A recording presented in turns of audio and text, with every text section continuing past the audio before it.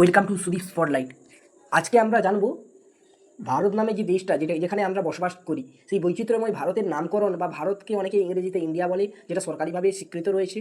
সেই বা হিন্দুস্তান, এই যে তিনটি নাম, ভারতবর্ষ, ভারত, ইন্ডিয়া, হিন্দুস্তান, এই হিন্দুস্তানের এই যে নামকরণ, এই যে বৈচিত্র্যময় নামকরণ, সেই নামকরণের ইতিহাস প্রায় 3500, কত তারিখটা কত বছর আগে, 3500 বছর আগে।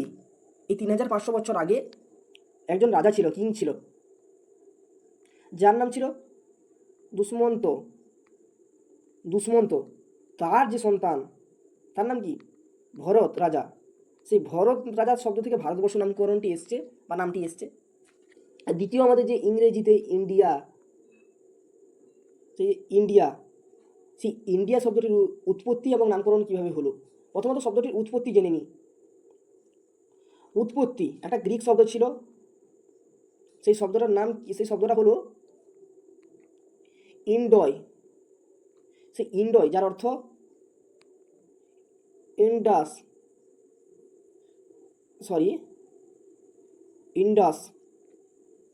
সেই ইন্ডাস শব্দটা থেকে ইন্ডিয়া নামটির উৎপত্তি হয়েছে। এই ইন্ডাসকে রোমানগণ ইন্ডাস উচ্চারণ করতো, যেটা এই যে ইন্ডাস উচ্চারণ করতো, এই ইন্ডাস শব্দ থেকে নামকরণ হয়েছে ইন্ডিয়া। এই রোমানগণের যে ইন্ডাস শব্দ থেকে নামকরণ হয়েছে ইন্ডিয়া, আর উৎপত্তি হয়েছে এই যে ইন্ডস, যার আগের অর্থ ছিল ইন্ডয়। সেই ইন্ডয়ের অর্থ হলো ইন্ডস, বা ইন্ডয় থেকে উৎপত্তি হয়েছে ইন্ডিয়া, আর নামকরণ হয়েছে ইন্ডাস শব্দ থেকে। একটু ঘুরিয়ে ফিরিয়ে আসবে, উৎপত্তি এবং নামকরণটা দেখে রাখবে। এবার আমাদের বর্তমান সাম্প্রদায়িক সমাজের মধ্যে, যেটা বর্তমান দিনের একটা পরিচিত শব্দ, বা অনেকে নিজেদের, যেহেতু এখানে বেশিরভাগই হিন্দু সমাজের মানুষ বসবাস করেন, তাই বলেন এটা হিন্দুদের কান্ট্রি বা হিন্দুদের দেশ।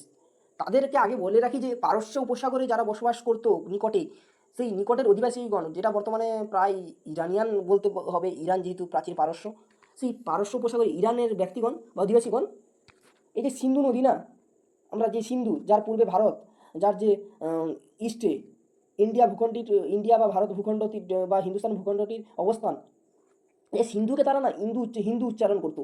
কি উচ্চারণ করতো? হিন্দুর অধিবাসী। সেই হিন্দু উচ্চারণ থেকে, মানে সিন্ধুকে তারা হিন্দু উচ্চারণ করতো বলে সেই হিন্দু শব্দটি এসছে। সেই হিন্দুকে আমরা বর্তমান হিন্দুস্তান নামে জানি। মানে সিন্ধু উচ্চারণকে হিন্দু করতে বলে হিন্দুস্তান শব্দটি এসছে, বা হিন্দুস্তান নামটি এসছে।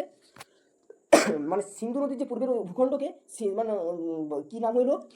হিন্দুস্তান নামকরণ হলো। সিন্ধু নদীর পূর্বের ভূখণ্ড হিন্দুস্তান নামকরণ হলো। আরেকটা জেনে রাখি যে বিষ্ণু পুরাণে, কোন পুরাণ?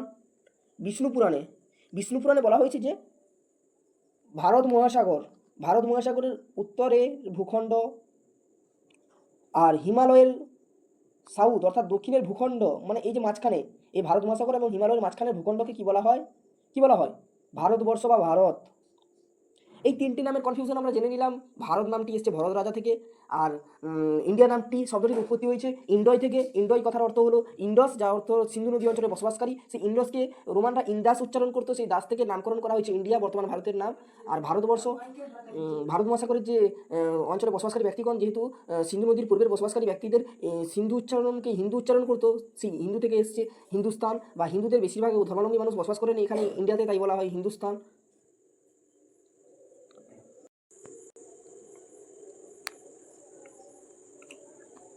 এখানে বলা হচ্ছে সংবিধানে ভারত নামটিকে স্বীকৃতি দেওয়া